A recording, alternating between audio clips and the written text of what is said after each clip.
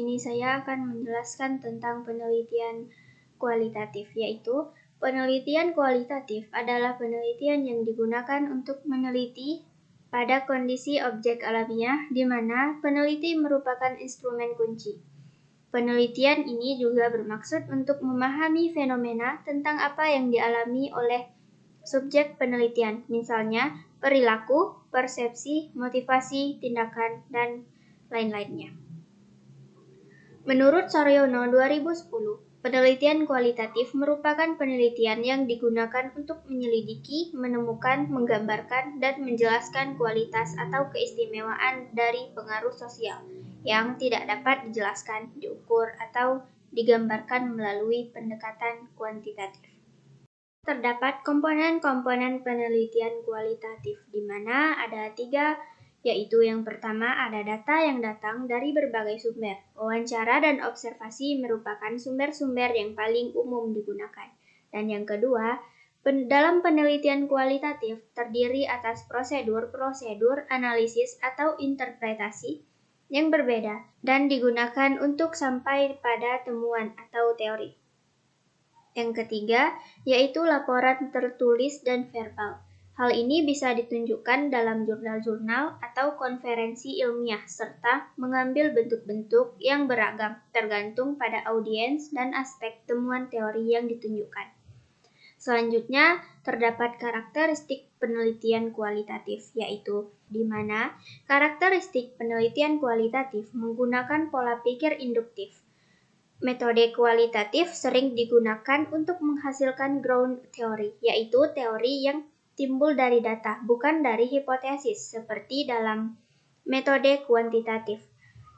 Perspektif emik atau partisipan sangat diutamakan dan dihargai tinggi. Minat peneliti banyak tercurah pada bagaimana persepsi dan makna menurut sudut pandang partisipan yang diteliti, sehingga bias menemukan apa yang disebut sebagai fakta fenomenologis.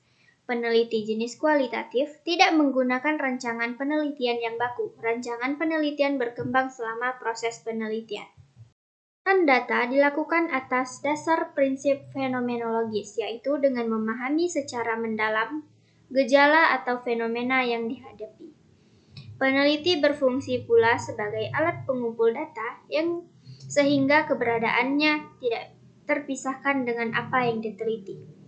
Analisis data dapat dilakukan selama penelitian sedang dan telah berlangsung.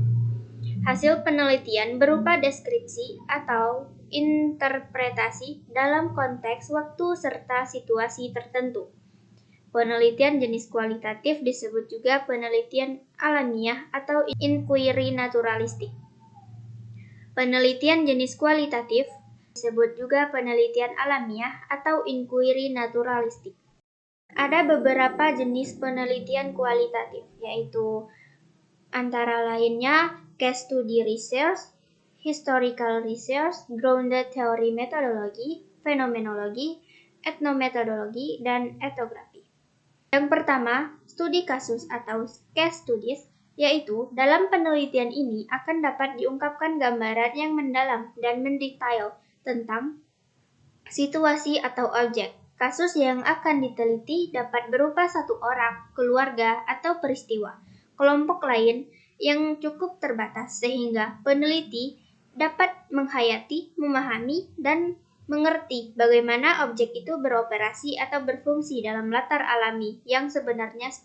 Steig dalam Denzim 1994 mengemukakan 3 tipe penelitian kasus, yaitu yang pertama, studi kasus intrinsik, yang kedua, studi kasus instrumental, dan yang ketiga, studi kasus kolektif.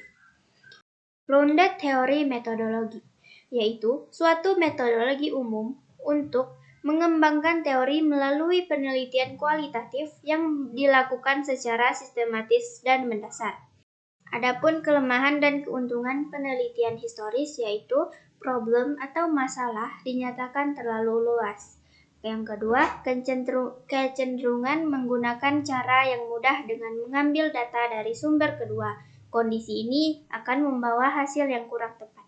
Dan yang ketiga, kritik internal dan eksternal kurang dilakukan secara tajam dan tepat terhadap data yang ditemukan. Pembahasan keempat yaitu fenomenologi atau fenomenologi. Fenomenologi merupakan salah satu bentuk penelitian kualitatif tumbuh dan berkembang dalam bidang sosiologi. Menjadi pokok kajiannya, fenomenologi yang tanpa sebagai subjek penelitian, namun bebas dari unsur prasangka atau subjektivitas peneliti.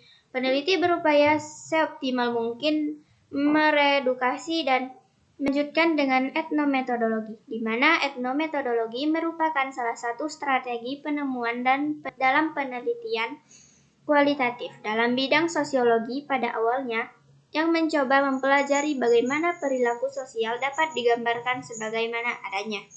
Ada beberapa keuntungan etnometodologi yaitu longitudinal, mempelajari tingkah laku nonverbal sama baiknya dengan verbal, dan menyediakan suatu pemahaman bahwa konsistensi yang lebih baik dicapai dengan mengikuti akal sehat.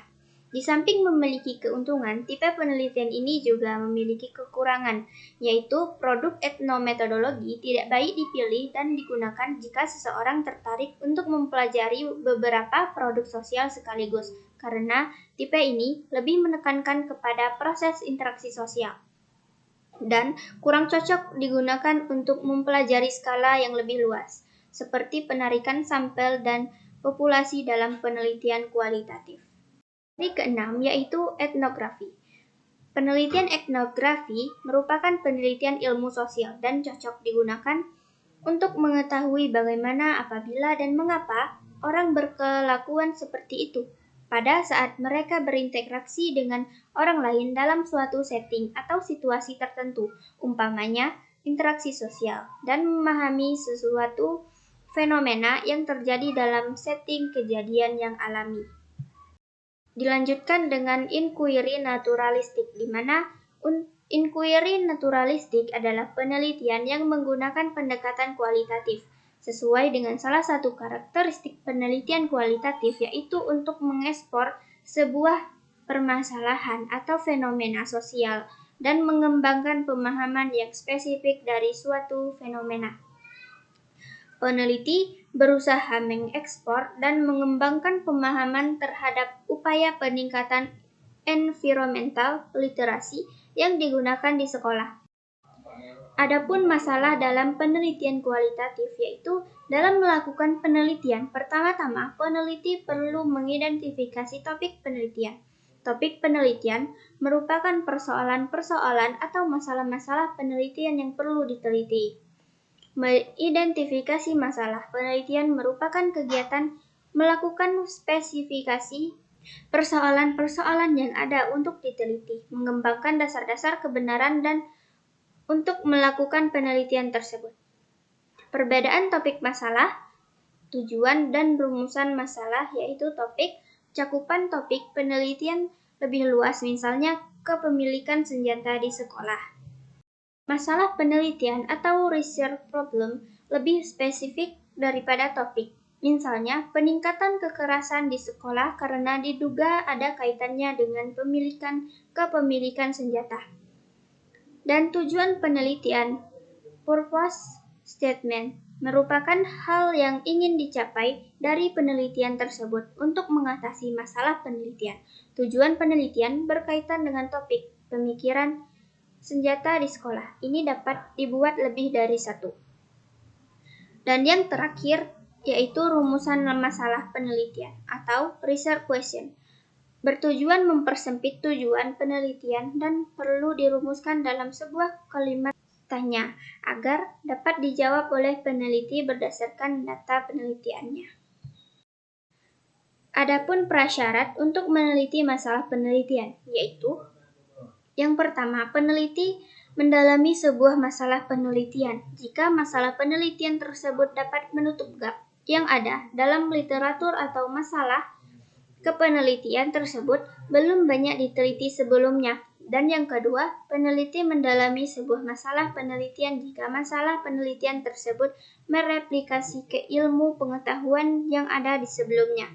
Yang ketiga, peneliti dapat melakukan penelitian jika masalah penelitian tersebut dapat memperdalam penelitian-penelitian sebelumnya agar lebih memahami kompleksitas masalah penelitian. Dan yang keempat, peneliti sebaiknya melakukan penelitian agar orang-orang yang terpinggirkan dapat bersuara. Yang kelima, lakukan penelitian jika masalah penelitian tersebut dapat menyediakan berbagai kesimpulan dan saran untuk memperbaiki praktik-praktik yang ada.